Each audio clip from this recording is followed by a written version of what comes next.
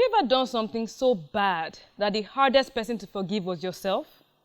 Have you ever suffered and struggled with overwhelming guilt over something you did a long time ago, even though you've already apologized and asked God for forgiveness? Welcome to Catholic Faith Forum. Today we'll be talking about overcoming guilt and starting over.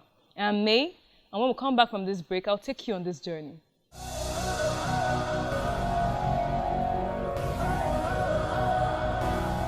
Welcome back. This is Catholic Faith Forum. I'm May, and I'm here with FriarJay. Hey, it's good to be here. FriarJay has been sipping hot tea since, oppressing me. Okay, let me save the rest for the rest of the show. Just imagine. And we're here to talk about overcoming guilt and starting over. Yes. It's very important that the one's able to look at a situation and say, okay, this is in the past, let me move on. Leave it there. Yeah, and you know, carrying guilt around can make your life miserable. It's a very terrible thing. You don't want to go there. Yeah, and we're humans. We all make mistakes. I've made mistakes. Father has made mistakes. Yes, so we put together a couple of points that will help you overcome guilt and start over. Exactly. The very first one is naming the guilt. What is it that you are guilty of? What do you think you are thinking about constantly? You need to be able to name it, pinpoint it, and then you can do something about it. Yes. One practical way to do this is like getting a journal or a book, just something, and write it out. Okay, I am feeling guilty because I did so. Yeah. It helps you see it so you can now tackle it because it's in front of you, so you can now face it head on. And the second thing is to look at it again, sit with it and say, what is it that I'm guilty of? And look at it curiously instead of with judgment. Don't start by saying, hey, this is what I did, this is how I did it. Start by looking at it and say, okay, what did I do? How did I mess up, so to speak? And then be able to say, okay, it's bad, but it's not something that I cannot go past. Yes. Yeah. Okay, so the next point is exploring the source. Yeah. Because it's always important to pinpoint that source. Where does this guilt stem from? What started this whole thing? Okay, so I have a couple of things that I think are key sources of guilt. First one is surviving trauma or a disaster. Yeah. The second is owning up to certain things that you have done. It's important that you're able to say, okay, I have done this thing, or this situation is what actually is where my problem is coming from, or my guilt is coming from, and be able to look at it again. Okay, we also have conflict between your personal values and choices you have made. That one is very strong. Yes, especially if you're a Christian, you always think in terms of, okay, I've committed a sin, and it's very, very bad. I should have known better. I shouldn't have done this. Exactly. What will others say if they heard that I did something like this? So it's important. I'm a leader in the church and I did this thing. I'm so ashamed of myself. And you keep carrying it around. It's not good. It's very strong. Yes. Then mental or physical health concerns is another source of guilt. Yeah, sometimes people don't even know that they're struggling with mental health challenges. And it's important that you're able to say, okay, it doesn't mean that I am a lunatic. It doesn't mean that I'm crazy. It just means that I may not be able to, I don't have the tenacity of other people, and I need to be able to look at this and say, okay, I may need help. I may need a professional help, and that's very, very important. We're all different, so of course. Just embrace your difference. Yes. Embrace it. Yes. So thoughts or desires you believe you shouldn't have. When you are a Christian, you are supposed to be upright, and you're thinking about things that you shouldn't think about, or you are tempted to do things you shouldn't do, it can make you feel guilty. That's a very strong source of guilt. Yes. Also, taking care of your own needs when you believe you should be focusing on others. Yes. I always tell people, love for other people stems from a place of being loved by yourself, caring for yourself. You can only care for other people if you yourself have cared for yourself. Yeah. The popular love your neighbor as yourself because you have to love yourself exactly first. Before you can now love other people. It's only a healthy person who can offer health to other people. Exactly. Yes. And also someone else constantly making you feel guilty. This one is a very strong one. Because some people, you are in a relationship where a person is always making you feel bad. It may not even be a permanent relationship like marriage. It may just be a friend who calls you up and tells you, oh, you forgot my birthday, for instance. Exactly. I have a friend like that. It happened recently. And it was so funny. Just sent her a message next day, and we're no longer friends. How can I forget my birthday? I'm like, it's not that deep, sister. Beg now, calm down. It's not that deep. People have problems that they're dealing with. There's some people who just want to constantly put you down. They want you to constantly feel guilty. Guilt-tripping you constantly. And you're like, what did I do to deserve this? And if you're an overthinker like myself, you keep thinking and dwelling on this thing, and it shouldn't be that. I beg, if you're one of those people that like to make people feel guilty, stop the it. Thunder that is coming for you. Stop it. Oh, it's doing very pressure. important you don't do that. Okay, the third point is apologizing and making amends. Father? Apologizing. Sorry, they always say, is a magic word. One has to be able to say, I am sorry. without any ifs or buts. And it's important that the other person is able to see the sincerity of your apology. Yes. And for an apology to be credible, there are 5 major things you need to take into consideration. Okay. First of all, acknowledge your role in that thing. Problem, yes. So I did this and I'm sorry. Not don't pass it off. Don't make it look like it's something flimsy. You have to acknowledge that, okay, I did it and I'm apologizing. And the second thing is to show remorse. I am sorry that I did this. I am sorry that I said this. I am sorry I was in a bad state. That's why I acted this way. It's important that the other person knows that you are also imperfect and you can take steps to make things better. And also avoid making excuses. Some people say, okay, I did this because you did. That's not an apology. I won't take it at all. It doesn't work. Yeah, and then ask for forgiveness. Don't say, I am the man of the house. From my culture, they don't tell people, Men don't say sorry. Men don't say sorry. Forget it. If you don't say sorry, that soup that you're going to eat today is going to be very salty. It will have some very pepper and some that you'll be sweating and panting.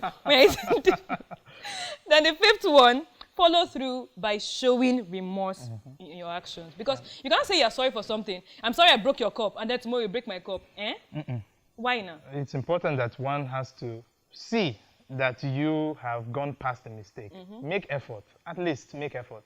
Don't test the person's patience. Don't test their patience. Let them know that you are also trying to be better. Yeah, and you have to show it practically. You can't just say it. Your actions have to be in line with your words. If not, that apology is almost irrelevant. Almost invalid. Okay, we'll take a short break here. When we come back, we'll tell you how you can learn from the past and move on. Stay with us.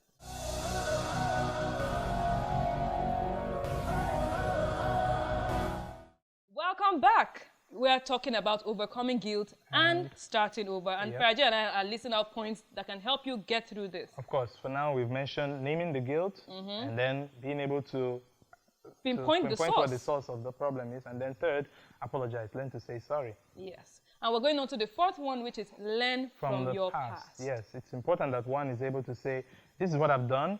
I have to stop doing it and make effort, make tangible effort. When we go to confession, we always come up with the idea of being able to make a commitment by saying, I promise by the help of God's grace never to sin again. That's always a very important positive step in order to be able to overcome one's faults in the past. And also, to help you learn from the past, ask yourself questions like, what led to that mistake?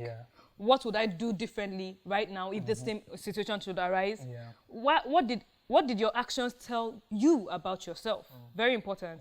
And do they point to any specific behaviors that you need to work on? So when you ask yourself these questions, you'll be able to say, okay, this is what I did. These are things I'm learning from it, and then you can move on. And that's very important because a lot of times we are not able to evaluate ourselves. This is basically calling for self-evaluation. Yes, you may have a nasty habit, but can you try? Can you make effort to overcome it? And because we are not fixed. We are not written on stone and engraved permanently. We can make effort. We can improve ourselves. One can easily reinvent themselves, and that's always a very important point going forward. Yes, I agree with you. Very important. So the next step, Father? Practice gratitude. Be able to thank God for what you have been able to survive. Because sometimes we keep looking at the past and we forget that there are things that we have actually done better. You are the one who has survived that guilt. You are a survivor. You can be better than where you fell before. And I always tell people, you fall forward, you don't fall backward. Okay, so be grateful. Now I want to try practicing falling forward. So be grateful. It's always good to live on a note of gratitude. Because when you start living on a note of anger, every single thing, every time you remember something in the past, you're heartbroken, you wear a frown all the time. And people would start avoiding you because they feel like you're a sad person. Also, instead of saying, constantly tell yourself, okay, I did this is so bad, I did this in the past. Just tell yourself, okay, I'm grateful that, okay, this is what I have now, this is where I am now. I'm not sad that I did this, but I'm happy that, okay, yes, I've taken these steps to move forward. It's very important. Remember that quote from the Lion King 1, when Simba was feeling so bad about... And Rafiki came and... gave him a knock over the head. And he said, why did you do that? I said, it's in the past. And then he says, the most important thing is that you can either run from the past or learn from it. And then when he swipes to hit him again, he dodges. I say, you see? So what are you going to do? So one has to be able to learn from the past and be grateful that you had that opportunity to be able to be a better person. So instead of feeling guilty, when you struggle or anything, just thank your loved ones for their kindness, for being in your life, just for being around. Then make your appreciation clear. Just continue being grateful. Count your blessings, name them one by one, and you'll be very happy. You'll be happy. Because by the time you wait, The good always outweighs the Outweighs the bad. bad. Trust It's me. always the case, yes.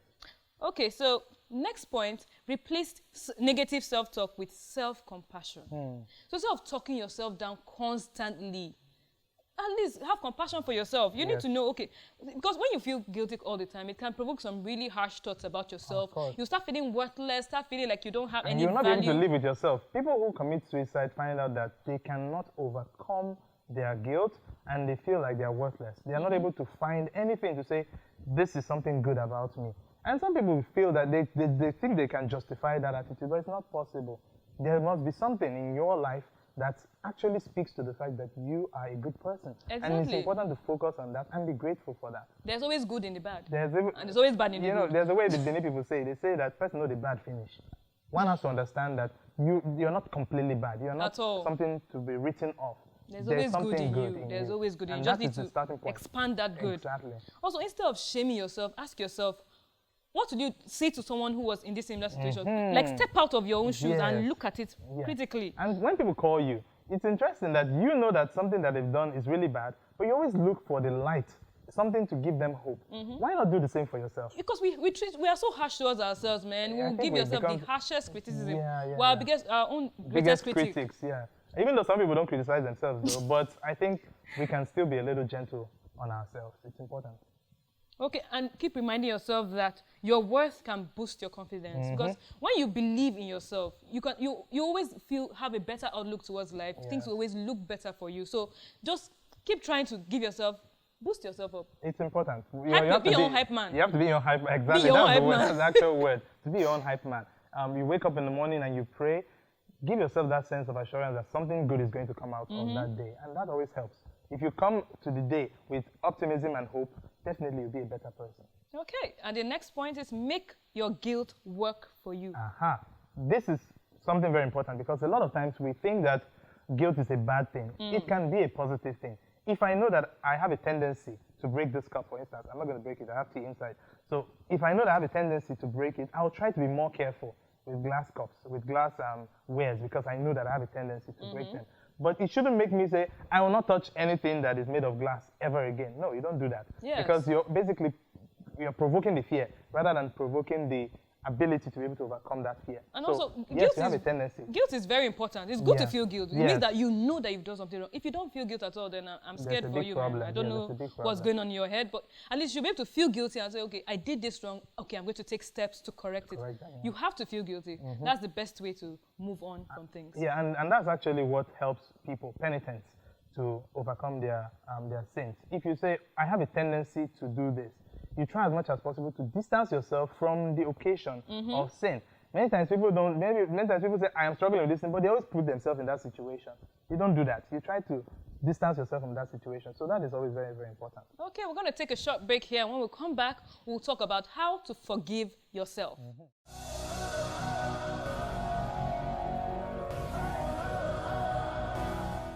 Welcome back. This is Catholic Faith Forum, and FriarJay and I are talking about how to overcome guilt. And starting over.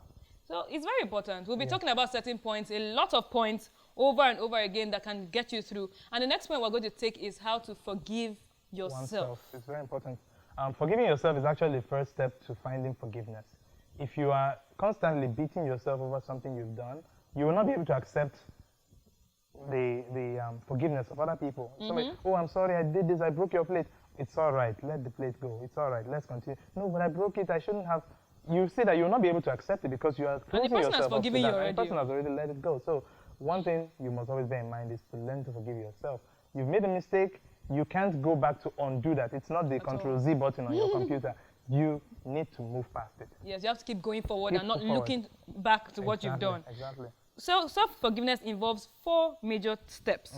1, take responsibility for your action. Very importantly, and Own up to secondly is to express remorse and regret without letting it transform into shame. Learn to let it go. Let it go. Don't allow it to transform Let into it shame. go. Yes, sir. Let it go. Yes, sir. And then the next thing, like I say, is go to confession. God is the one who forgives sins. Okay, so let Him handle it. It is His job. Don't take Yes. the job from Him. Let Him forgive you. And then finally, Practice self-acceptance. Yes, you have certain tendencies. Let them be in front of you, but let them not become a stumbling block. be able to say, okay, I know that I have this tendency, I'll try to be conscious of them, but not become overwhelmed by them. Yes. Okay, so the next point is talk to people that you trust. Yes, your trust circle. Yes, you know, most times when you do something bad, we have some of us have this weird thing where you isolate yourself and just wallow in self-pity, constantly beating yourself down. I did this, I'm so bad, I'm terrible, I don't deserve love, It's not healthy. It's not healthy at all. It will just take you down the rabbit hole and you won't come up. Yeah, so it's important that you're able to find somebody you can talk to about it. Sometimes it may not even be about something you're guilty of. It's just to run your ideas by somebody else. If I do this, what do you think will be the outcome? Or I did this, and this came out as the outcome. What should I do next? It's always important that you have persons that you can always run ideas by. And when you're feeling down, like there's this thing my best friend and I do, I call her up and I just rant. Because you have a lot on your chest that is weighing on you and making you feel like you are not worthy, you are doubting yourself. Just pour it out. It's important. Let it out. Just let it go and you'll feel much better. You feel lighter afterwards. You feel lighter. And that's one of the things too that you find in confession. When you're able to speak to a priest and say, Father, this is what I did. It may not even be a sin, but you just run that idea by him and say, Father, this is what I did. I'm not so happy that I did it. The priest can reassure you and say, don't worry, it's not a bad thing. You made the right call. And that makes you feel lighter and a lot more calm. And you're able to think clearer about the situation. Like every time you go for confession, I feel like when you go in, you're heavy. When you come out, you're lighter. Your chest is just like breeze can blow you. You're floating. And you just fly away. Something like that. Yes. Okay. And the next point is talk to someone about it. Yes. If you feel guilty about it, talk to someone, a priest, a therapist, which is important, or a mentor. Someone that you look up to. You know, a lot of, I don't know, it's an African thing. When someone says they want to talk to a therapist, they look at you like, this person don't crazy, or something. You know, yes. It's not that bad. No. Sometimes you need a therapist, someone that knows how to handle certain situations. And some people, like we said earlier, some people have mental health challenges. Yes. But because they don't want to feel like they're going crazy, or people think that they are crazy, they stay away from much needed help that they could benefit from. So it's important. Speak to your priest.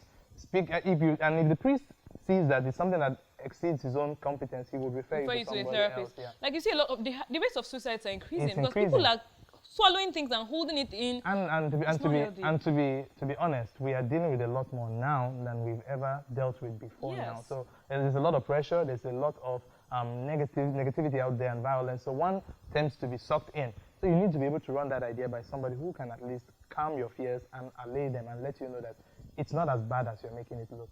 So please, go see a therapist. See someone if you're having intrusive thoughts. If you're having intrusive thoughts, just go see someone. If you're feeling terribly depressed, I don't mean you're just feeling down like, okay, you had a bad day. If you're feeling depressed, please go see a therapist. And if you're not sure, even if you're not sure, see somebody. Talk to someone about it. And if you're dealing with or you've dealt with trauma and abuse, you need to deal with it properly, please. That's a very, very important one. Because a lot of times people just bury this thing and say, I've overcome that situation. Maybe you've not overcome it. Maybe you've just buried it. Somebody needs to be able to help you properly process it, and then move on. Okay, and the last one, the bottom line. But not the least. It's not the least, definitely. The bottom line is guilt is in the past. Yes. It is in the past. So leave it there. Leave it there. Just leave it there. And move on.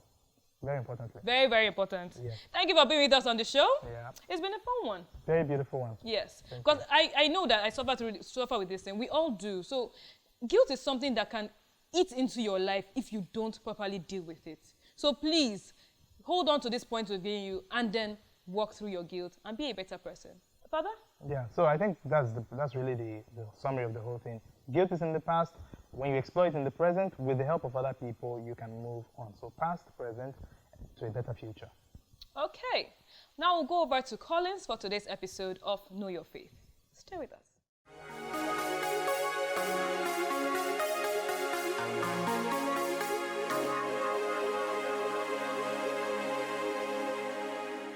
Thank you very much, May.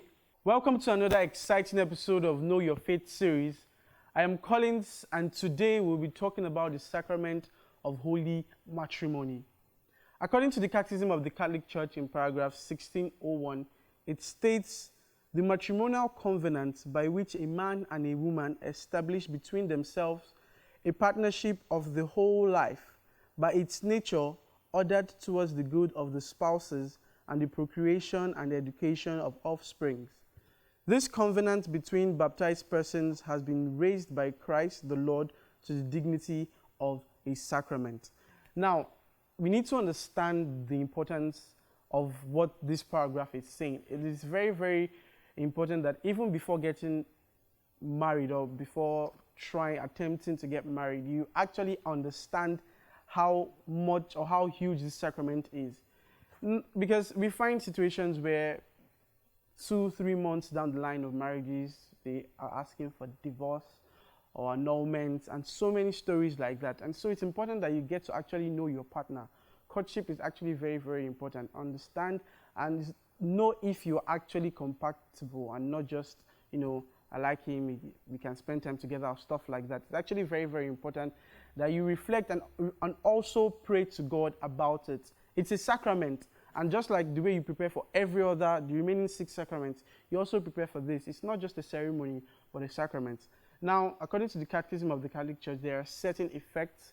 One, it gives the spouses the grace to love each other with the grace with which Christ loved his church. And if we know how much Christ loves the church. So this sacrament gives the spouses the grace to actually love themselves in that way. Number 2, the grace of the sacrament perfects the human love of the spouses. Number 3, it strengthens their indissoluble unity. Basically, what this means is holy matrimony makes 2 one. Okay, and the grace that comes with this, it helps them to form an unbreakable bond. Number 4, it sanctifies them on their way to eternal life.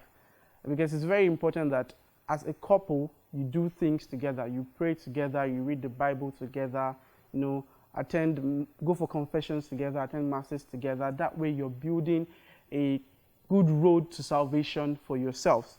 Now the ministers in this case, it's not the priests, okay? But the ministers in this case are the spouses, the baptized man and woman who are about to profess themselves as husband and wife in the presence of the church. They are the ordinary ministers of this sacrament and not the priest. Yes, the priest says the final, I now proclaim you husband and wife, but the ministers of this sacrament are the man and the woman. So that's it for today, guys. Thank you so much for joining us, and back to you, May.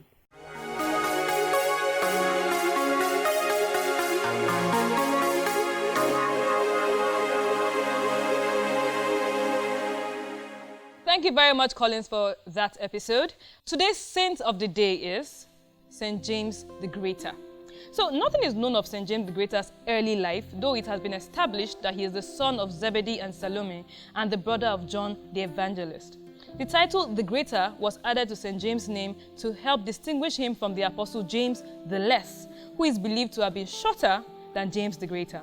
St. James the Greater was one of Jesus' first disciples. James was fishing with his father and John the Apostle when Jesus came to the shores of the Sea of Galilee and called them.